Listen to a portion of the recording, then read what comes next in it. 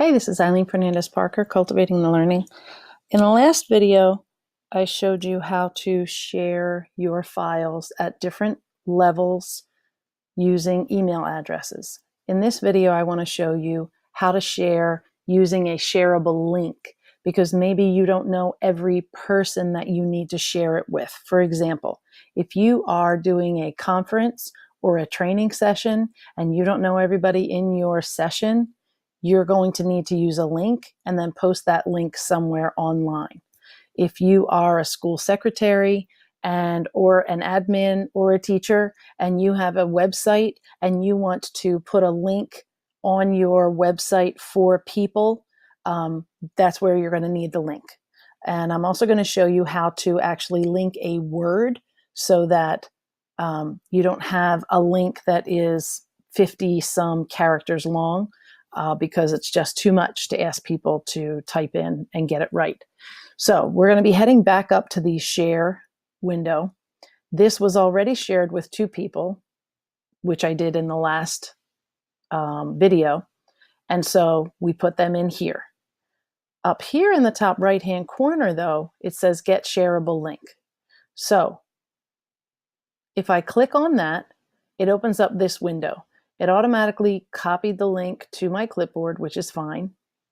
But here I want to be able to give people different rights as well. So right here, if I click on this down arrow, it says anyone with the link can view the document.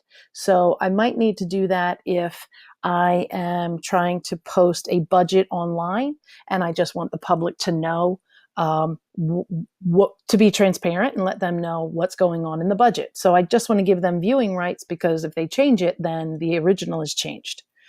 I can, though, give people editing rights. So if I can limit the number of people who get that link, and I can give them editing rights. So maybe it's going to be the school faculty, and instead of typing in everybody's name, I could just get the link and shoot the link out in an email to everybody, because I have an email list. So there are times when you do want to give an edit all, like maybe for the awards ceremony at the end of the year. So I can give editing rights. I can also give commenting rights. So let's say it's the awards ceremony and I just want the teachers to check the spelling of all the names.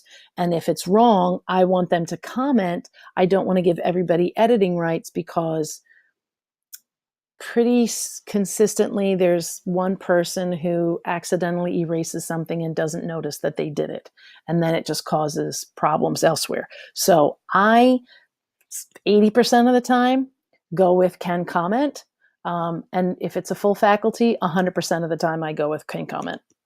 Now there is a more button right here. Okay, so when I click on more, this is anyone with the link.